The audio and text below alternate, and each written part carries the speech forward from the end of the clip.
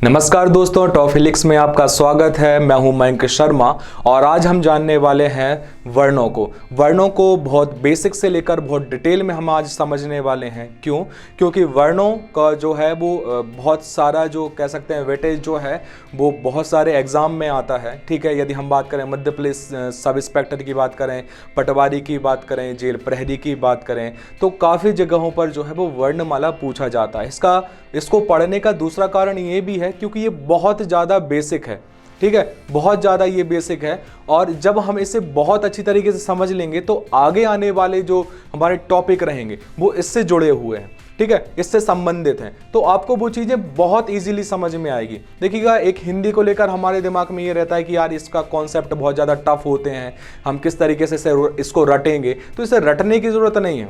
ठीक है, यदि आप जो है कह सकते हैं कि टॉपिक वाइज टॉपिक जो है वो आप बिल्कुल तरीके से चल रहे हैं, आप इसे सिस्टोमेटिक समझ रहे हैं, तो आपको सारी चीज़ें जो है वो बहुत क्लियरली समझ में आएंगी, बहुत अच्छी तरीके से समझ में आएंगी। ठीक है, तो इसको आपको जो है वो अच्छी तरीके से समझना पड़ेगा, हर एक कॉन्सेप्ट को ध्यान से देखना पड़ेगा।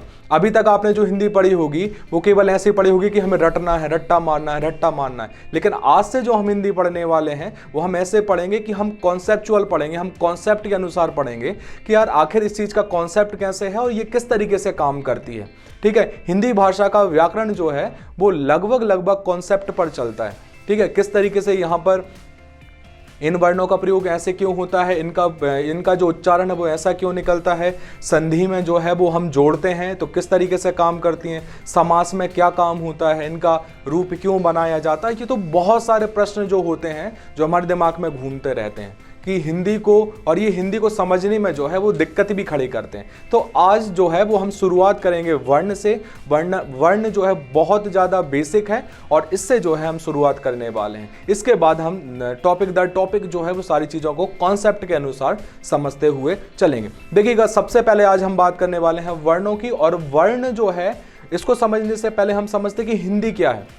तो हम सभी को पता है कि हिंदी एक भाषा है और भाषा क्या होती है, अपने विचारों को एक दूसरे तक पहुंचाने का जो एक माध्यम होता है वो एक भाषा होती है, या जिसे लैंग्वेज भी कह देते हैं। बहुत सारी भाषाएं हमारे जो है वो हिंदुस्तान में भी हैं और विश्व में भी हैं।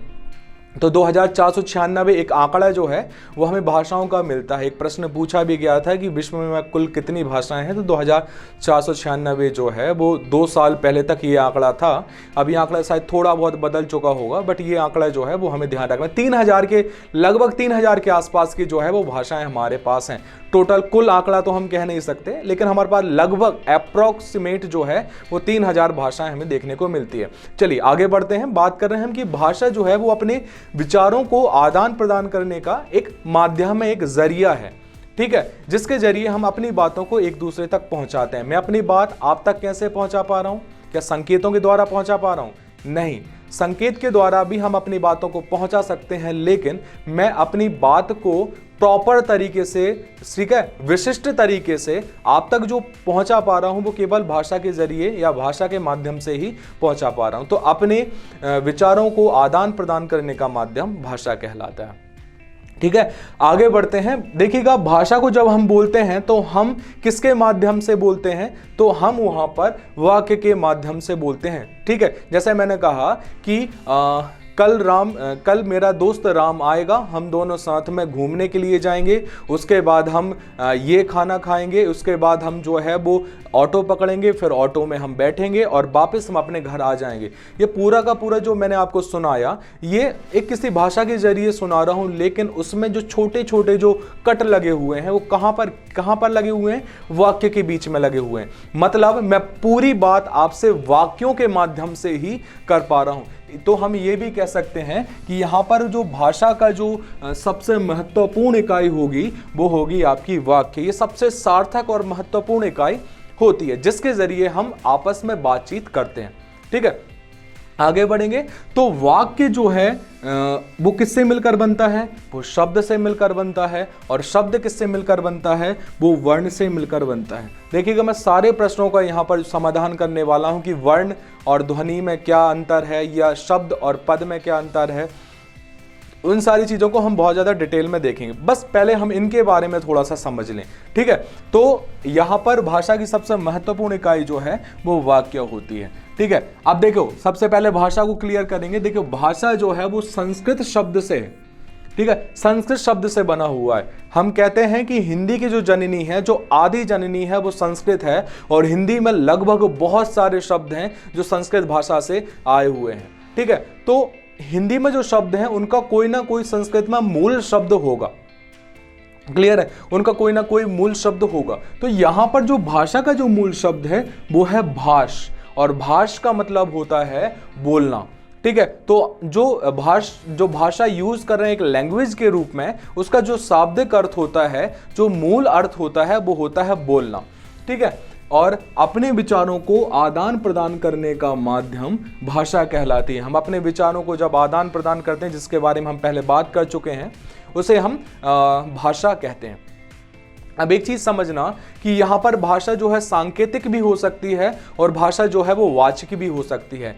सांकेतिक का मतलब मैं अपने संकेतों के द्वारा वो चीजें बता पा रहा हूँ। जैसे मैं बोल नहीं पा रहा हूँ, मान लीजिएगा कि मैं यहाँ पर गूंगा हूँ, मैं बोल नहीं पा रहा हूँ, और मैं आपके सामने जो है वो व्यवस्थित तरीके से केवल हाथ हिलाकर बात कर रहा हूँ।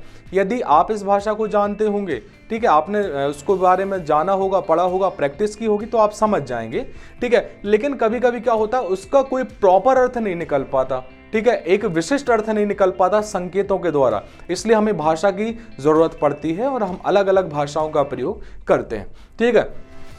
आगे बात करेंगे वाक्य क्या है, वाक्य के बारे में समझेंगे। और वाक्य है सार्थक शब्दों का व्यवस्थित समूह जिसका कोई अर्थ निकलता हो। यहाँ पर तीन चीजों को आप जो है वो अच्छे से देखेंगे। एक क्या लिखा है, सार्थक शब्द, मतलब सार्थक शब्द होने चाहिए, उनका व्यवस्थित समूह, उनका व्यवस्थित समूह होना चाहिए, ठीक है, और उनका कोई अर्थ निकलता हो, और पूरे के पूरे वाक्य का कोई अर्थ निकलना चाहिए, तब वो क्या होगा, वो वाक्य होगा, ठीक है।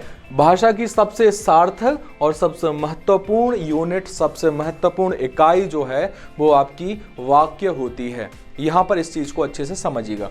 चलिए अब हम बात करने वाले हैं शब्द की। तो शब्द क्या है, अनेक वर्णों का वह योग जिसका कोई अर्थ निकलता हो। मैंने कई सारे वर्णों को आपस में मिला दिया, ठीक है, और उसके बाद उसका कोई अर्थ भी निकल रहा है। जैसे मैंने कहा कचट, तो क च ट, यहां पर वर्णों का योग तो है, किंतु इसका कोई अर्थ नहीं निकल रहा है। तो क्या ये शब्द होगा? नहीं होगा, ठीक है। तो यहां पर ये शब्द नहीं होगा। लेकिन मैंने कहा शेर, तो शेर में क्या होगा, यहां पर वर्णों का योग हो रहा है, ठीक है। तो यहां पर वर्णों का योग होने के बाद उसका अर्थ भी निकल रहा है, क्योंकि मैंने जैसे शेर कहा तो आपके दिमाग में जो है वो एक जानवर का जो है वो एक पीले से कलर के जानवर की जो है वो एक छवि, एक चित्र आपके दिमाग में आ जाता है, ठीक है। तो यहां पर हम जब किसी भी चीज का अर्थ निकाल पा रहे हैं, जब वर्णों का योग हो रहा है, तो वो शब्द कहलाता है, ठीक है। हर एक शब्द जो है वो कहीं ना कहीं पहचानने के लिए एक संज्ञा के रूप में भी आती है, कभी विशेषण के रूप में भी आती है, तो अलग अलग तरीके से आती है। हम ये आगे पढ़ेंगे, ठीक है। तो अगला जो है वो जो सबसे लास्ट में जो है जिसे आज हम पढ़ने वाले हैं वो है वर्ण। वर्ण क्या है, भाषा की सबसे छोटी इकाई जो है, ठीक है, सबसे छोटी इकाई जो है वो वर्ण कही जाती है। इसे ध्वनि भी कहते हैं, भाषा की सबसे छोटी इकाई, ठीक है। क्यों होती है हम इसे समझेंगे आगे। चलिए हम इसे थोड़ा सा और डिटेल में समझते हैं। जैसे मैंने यहां पर लिखा हुआ है, जैसे मैंने यहां पर डिटेल में लिखा हुआ है, मतलब एक सेंटेंस लिखा हुआ है राम जाता है। एक सेंटेंस लिख दिया है मैंने, एक वाक्य लिख दिया है राम जाता है, और ये एक वाक्य है, ठीक है। जब मैं यहां पर इनको देखूंगा तो ये लिखा है राम, ये लिखा है जाता। तो यहां पर ये जो राम और जाता लिखा हुआ ये क्या है, ये इसके अंदर रहने वाले शब्द हैं, जिनको मिलाकर ही मैंने एक वाक्य का निर्माण किया है, ठीक है। तो ये आपके शब्द हैं। अब देखो, शब्द को एक नाम से भी जाना जाता है, और वो नाम है पद। पद और शब्द में अंतर क्या है, हमने कहा कि दो सामासिक पदों को जोड़ने से या दो शब्दों को जोड़ने से कभी शब्द का प्रयोग किया जाता है, कभी पदों का यूज किया जाता है। तो ये है क्या, देखिएगा मैंने यहां पर लिखा हुआ है राम, यहां पर ये राम लिखा हुआ है, ठीक है। अब ये राम जो है वो किसी वाक्य में प्रयोग हो चुका है, ठीक है। किस वाक्य में हो गया है, तो लिखा है राम जाता है, इस वाक्य में राम का प्रयोग हो गया है। तो यहां पर अब ये शब्द नहीं बचेगा, ये हो जाएगा पद, ठीक है, लेकिन मैंने कहीं अलग से केवल लिख दिया है राम। ठीक है, तो यहां पर ये पद नहीं होगा, ये होगा शब्द। मैंने कहा कि मयंक हिंदी को पढ़ा रहा है, ठीक है, या मयंक हिंदी पढ़ा रहा है।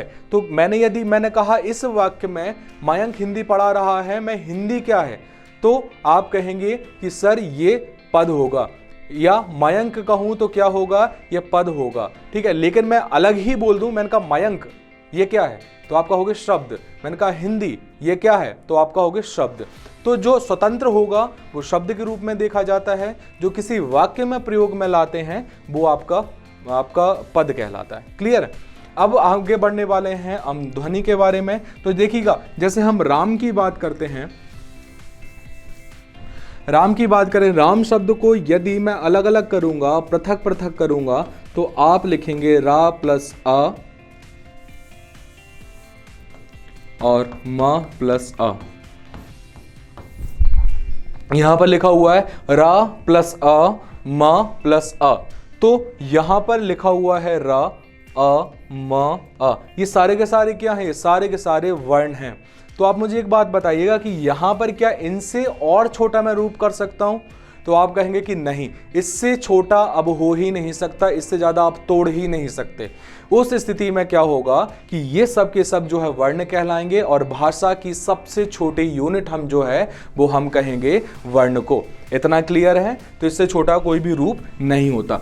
अब एक चीज और समझेंगे जो कि हमने आगे वाली स्लाइड में देखा था, और वो क्या देखा था कि वर्ण को ध्वनि भी कहते हैं। तो वर्ण और ध्वनि क्या बिल्कुल सिमिलर अर्थ में होते हैं, या कुछ ना कुछ हल्का सा अंतर होता है? देखिएगा, यदि मैं बात करूं तो वर्ण का जो सिनोनिम है या फिर पर्यायवाची है वो ध्वनि अवश्य है, किंतु यहां पर दोनों में एक हल्का सा जो है वो अंतर है, और वो अंतर से भी प्रश्न पूछ लिए जाते हैं। कैसे? जैसे मैंने कहा कि भाषा की सबसे छोटी इकाई, सबसे छोटी लिखित इकाई कौन सी है, तो सबसे छोटी लिखित इकाई कौन सी होगी, वो होगी आपकी वर्ण। लेकिन आपसे पूछा जाए कि भाषा की सबसे छोटी मौखिक इकाई कौन सी है, तो वो आप लिखेंगे ध्वनि। लेकिन आपसे पूछा जाए कि भाषा की सबसे छोटी इकाई कौन सी है, तो यदि आपको ऑप्शन में वर्ण मिलता है तो वो भी सही है, ध्वनि मिलता है तो भी सही है। बस यदि बहुत डिटेल में पूछा जाए कि लिखित इकाई तो लगाएंगे वर्ण, यदि पूछा जाए कि मौखिक इकाई तो आप लगाएंगे ध्वनि।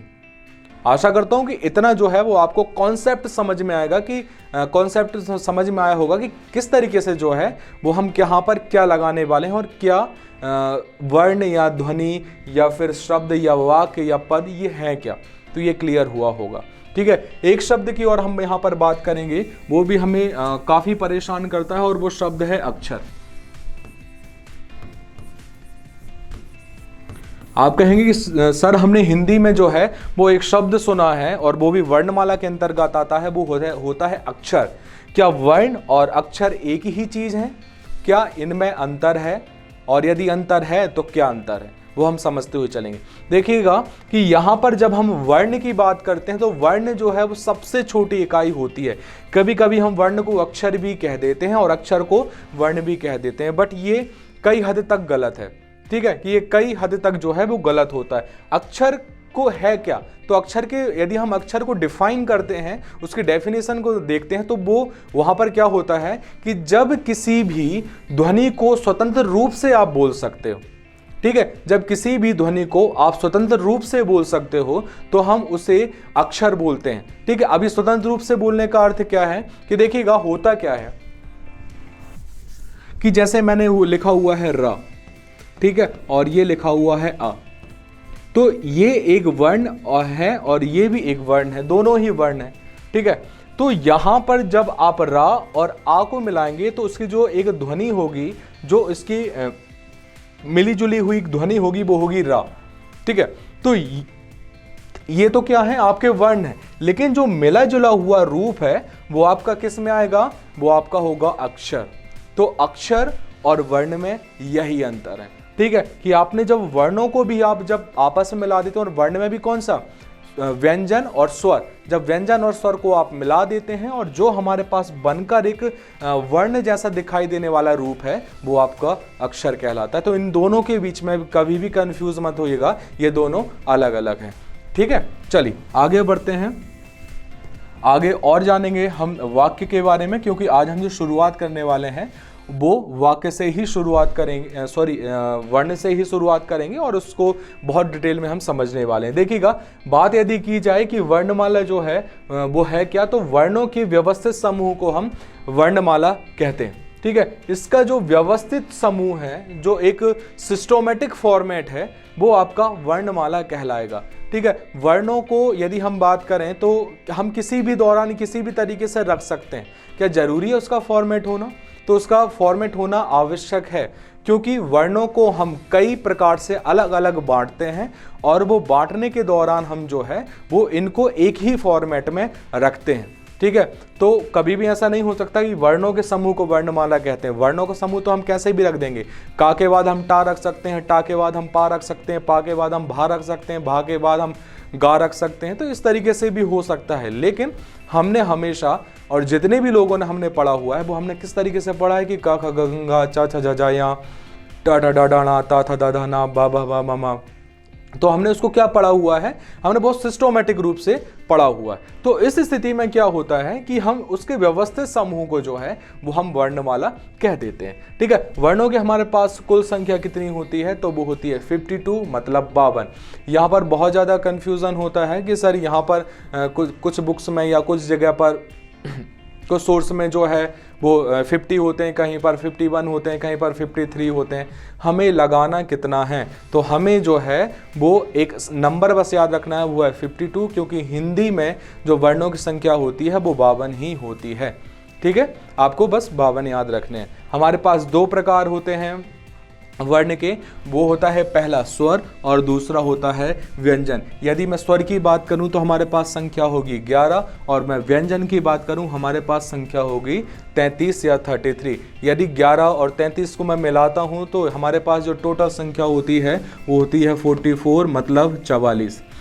अब एक चीज़ आप यहाँ पर समझना कि यहाँ पर मैंने संख्या 11 लिखी है, यहाँ पर 33 लिखी हुई है। ठीक है, हमारे पास टोटल जो है 44 हो रहा है, मतलब 44 हो रहा है, लेकिन मैंने संख्या यहाँ पर जो है वो 52, बार बार मैं आपको याद दिला रहा हूँ कि संख्या 52 होती है और यहाँ 44 है। तो जो एक 8 नंबर का जो एक अंतर है वो इसमें क्यों नहीं है? ठीक है, या वो अलग से जो नंबर है तो वो होते क्या हैं, हम उसको समझेंगे। देखिएगा, हमने जो है वो बचपन में हमने दो प्रकारों में बांट दिया है, स्वर और व्यंजन में। ठीक है, कुछ हमने स्वर में ले लिए और कुछ हमने व्यंजन में ले लिए और टोटल को हमने 52 कर दिया है, 52 कर दिया है। लेकिन यदि मैं बात करूं हमारे पास जो अभी का जो हमारे पास डेटा है और जो हम पढ़ने वाले हैं और जहाँ से हमारे एग्जाम में पूछा जाता है, और वो इसका कारण क्या होता है, हम उसको आगे बहुत अच्छी तरीके से समझेंगे कि 8 को हमने अलग क्यों निकाल दिया है। ठीक है, क्या रीज़न होते हैं। तो यहाँ पर स्वर हमारे पास 11, यहाँ पर 33, 44 होंगे और 8 और मिलाओगे तो आपके पास जो कुल संख्या हो जाएगी वो हो जाएगी 52, मतलब 52। अब ये अन्य वर्ण क्या होते हैं, हम इनको आगे जो है बहुत ज़्यादा डिटेल में समझने वाले कि अन्य वर्णों में कौन कौन से वर्ण आते हैं। ठीक है, चलिए